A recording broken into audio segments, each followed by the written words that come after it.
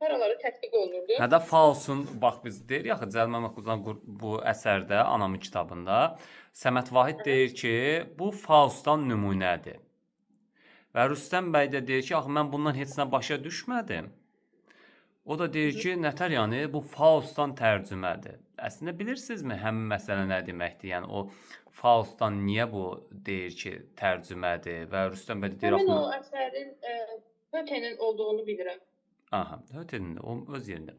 Deyir ki, bu Faustdan belə deyək də tərcümədir. Hətta bu Faustu tərcümə edənlər romantiklərdir. Axı bilirsiniz, Cəlil Məmmədquluzadəgillər bunlar realistlər idi.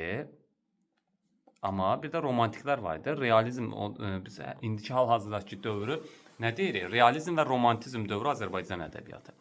Və bu dövrdə görürsüz bir romantiklər var idi, bir də realistlər var idi. Romantiklər Hüseyn Cavid, Məhəmməd Hadi, bunlar. Realistlər isə Cəlil Məmmədquluzadə, Əbdürrəhim bəy Haqverdiyev, ondan sonra Mirzə Ələkbər Sabir və s. İndi burada da bax bu Faustu da tərcümə eləyənlər, gətirib çıxardanlar romantiklər olubdu. Hətta bəzi hissələrini də Məhəmməd Hadi tərcümə edibdi.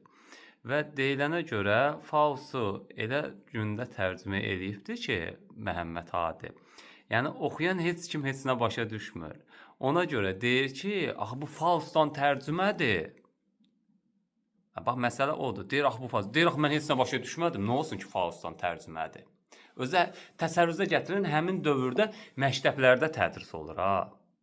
Bax məsələ odur. Ona görə deyir ki, deyir orada Sərvan. bəli. Xatırlayıram onu. Məktəblərdə Faustu öyrədirlər fikri kimə məxsusdur bəs?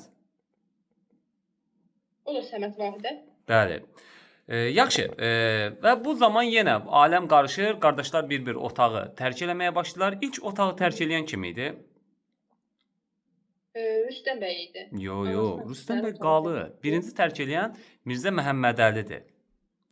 Və bundan sonra təbii ki, digər qardaş tərk edir, Səməd Vahid və buna da mane olan kim idi? Zəhra bəyimdir də. Zəhra bəyim bunlara mane olmağa çalışır. Anaların mane olurdu, amma onlar... Otaq üçüncü tərk edənsə bilirsiniz ki, Rüstəm bəy idi. Ən sonda bu da deyir ki, sən Allah əl çək. Və bu minvalda demək olar ki, davam edir.